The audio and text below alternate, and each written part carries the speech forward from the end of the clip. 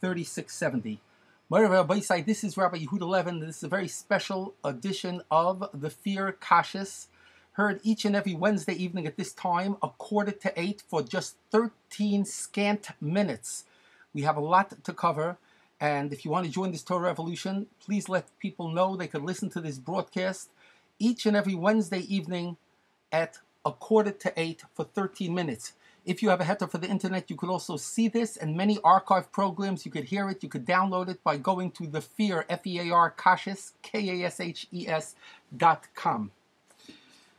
Our hearts are broken at the terrible tragedy of that was perpetrated on this entire wonderful family in Klal Yisrael. The Kiddush Hashem of the way the parents and the family have reacted to this terrible tragedy, with the father, Reb Leiby Keletsky, repeatedly saying how they were zeicher to have this child for a brief time, and they thank Hashem for this. A Kiddush Hashem barabim. They talked about the way that the young Leiby would daven and shuckle, the way young Leiby was a peacemaker, the way young Leiby, as Rabbi Goldwasser pointed out in his Kinesis Iris, sponsored by Eden Shiurei Torah, heard in many cities, how he would beg his grandfather to learn another Mishnah with him on Shabbos. He was such a special child. He was truly from the Chashuvei Tinoke Shel Beis Rabban. Ma asa alikim lonu bazeh. Now, what I'm going to say might be shocking to some people. It might evoke controversy. Nevertheless, I believe that, as we know, based on studies in Chazal, HaKadosh Baruch Hu sometimes takes a carbon from Klal Yisrael, like the Chavetz Chaim said to his daughter when he was Menachem Ovel, his daughter who had lost a young, great tzaddik of a husband, Rabbi Levinson. He said, who knows if half the world of Klal Yisrael might not have been destroyed if it wasn't for the fact that HaKadosh Baruch Hu took the carbon of your husband. And truly we see the way the world, the Gentile world, the Jewish world, lahavdil, everyone reacted. We understand that this was a very special event, and this was a very, very holy carbon. The boy was a Kodesh Merechem. His parents should know true nechama, the Teichav Vishalayim, and knowing that they brought such a carbon, and they did it with the full kedusha, with a machshava toiva, without being pigul. And not only the Kiddush Hashem of the people who were involved in searching for Leiby and crying for Leiby, but now hopefully the messages that we can take, ach tiru v'tikchi musar, as it says in Svanya, observe and take a musar. What can we possibly learn from this? We all know that there was a problem with drinking in the Frum community, especially the younger people, yeshiva boys. There might be as many as 20% of yeshiva boys, yeshiva students, who had a chasna, a kiddush, a simcha, Friday night, Shabbos by night. They find it necessary to drink beer, intoxicants, liquor, etc. It's a problem. It's a significant problem. Let's say, hypothetically, a Frum yeshiva student of 20 got buzzed at a chasna, gets into his car afterwards, and unfortunately, driving home, runs over and kills another yeshiva bacher in a tragic accident. In the gatherings that would follow subsequently, people would bemoan, people would do tshuva, they would speak about davening better, learning better, being mechazik the yeshivas, not having lavish chasnas, who knows what they would say. But one thing everybody would do, they would go from effect, the death of the yeshiva bacher, to cause the drunkenness of another yeshiva bacher, and everyone pe'echad, everyone would agree with one mouth, we have to address the issue of drinking with abandon at simchas. It's not Jewish, it's wrong, it's damaging, it actually killed somebody. Cause and effect. For those who say we can't possibly fathom what Hashem wanted, that is false. We cannot fathom everything Hashem wanted. We can't say this is the only thing Hashem wanted. But logically, everyone in the case I gave you would say Hashem certainly wants us to cut back on our youth drinking.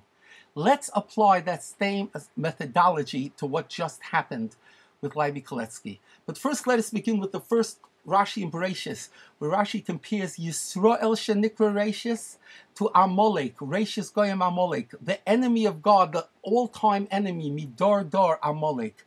We all know what Rashi says about Amalek. Amalek was Lashon Mishkeri Mishkav Zocha, Asher Karcha Baderech. Amalek would first, step number one, they took the Jews out of the protective cloud of covering them, the Anani HaKavod. Once they seduced the Jew into coming out of his protection and covering, Then they were able to perpetrate the Avera of Amalek on them physically, Loshen Keri Mishkav Zohar. And after that, the Chazal tell us they killed those Jews. And after they did that, they mutilated the Jewish body, hurling the Mila up to the sky in a direct affront to HaKadosh Baruch Hu. My dear friends, what happened? What happened to the Kodesh Leiby, who represents everything that's good in Klal Yisrael? Bishvil Yisrael shenikra reishis. The pride, the joy, the goimel in yoynech cholav shalechota, the tinok shel beis rabban, the exemplar in davening and Torah and Mishnayos, the sweetest of the sweet, the holiest of the holy. Dafka, this carbon, it seems, was needed by Hashem. Let's go back. We know what the effect was. We don't know if the effect was totally the Maisa Amalek. We don't know.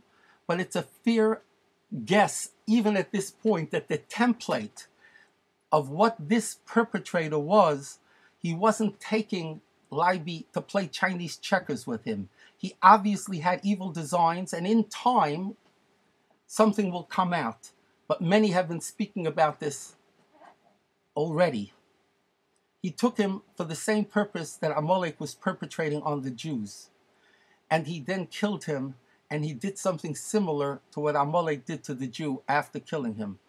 My dear friends, why did 3,000 to 4,000 Jews, who made a tremendous Kiddush Hashem la'inei ha'amim, when they came out to search for him, but why did they have to search for him? Or what were they searching for? Ultimately, they were searching for somebody who did to this boy, or wanted to do to this boy, an actual deed of Amalek, following the same template, the same number of steps of what Amalek did to the Jews back in the desert.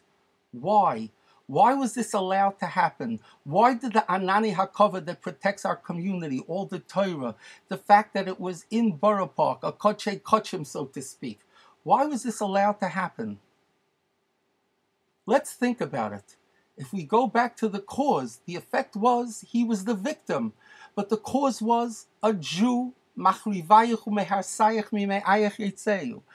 the evil will come, the destroyer, from within your midst. If it would have been a Gentile, people would be able to say, oh, this is from the secular society. But this is not from the secular society. This is for too long we have been turning our cheek. We have been turning away and ignoring the agenda of the Mishkevei Zohar of Amalek. First they wanted rights, then they wanted adoption, they wanted special protections, and ultimately they wanted marriage. And we all know that we did precious little.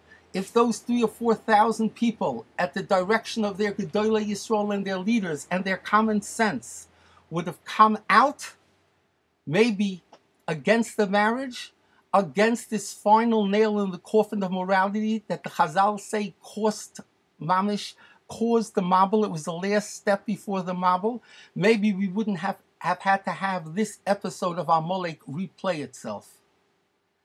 This is a time for retrospection, for introspection, and for facing some cold, hard facts. This came in the very aftermath of the marriage bill, my dear friends, and not doing anything, and honoring the Sheldon Silvers, and letting the Anthony Weiner speak.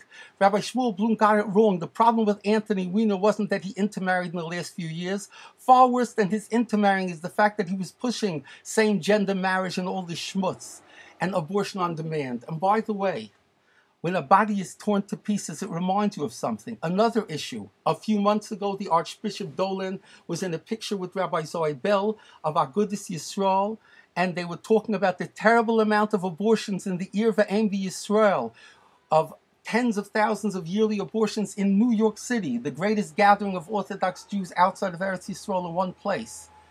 But a few months ago, when they voted for a bill in the city council to stop the Gentile Catholic crisis pregnancy centers from providing counseling against abortion, which automatically increases abortion, which is done by ripping apart the body of a preborn baby, David Greenfield, who I warned about before the election for city council, David Greenfield voted for the continuation of abortion. He voted with the lesbian speaker, he voted with the liberals, he voted that it's consumer fraud if the Gentile abortion saving clinics, crisis pregnancy centers, don't print on the door We don't perform abortions, which if they do print that, then the people won't come and they can't allow their babies to be saved. So we made a Chil Hashem. Nobody protested against David Greenfield, not Rabbi David Zoybel, not Agudas Yisrael, none of the Rabbanim. So we have a situation. We don't protest against same-gender marriage. We don't protest against abortion in our own backyard, the increase in abortion. And Haredi representatives, the Sheldon Silvers, or the modern Orthodox David Weprin, or even the Dov Heiken saying, if it wasn't for this Torah, I would be fighting for gay marriage, which is Amarachas. Even without a Torah, we would still know that it's wrong. The Chilul Hashem of Joseph Liebman, who's now writing a book on Shabbos. The Orthodox, this is Rabbi Yehuda Levin. You can continue to hear more. If you have a head over the internet, access this on my Facebook or thefearkashas.com. A guten Talmud.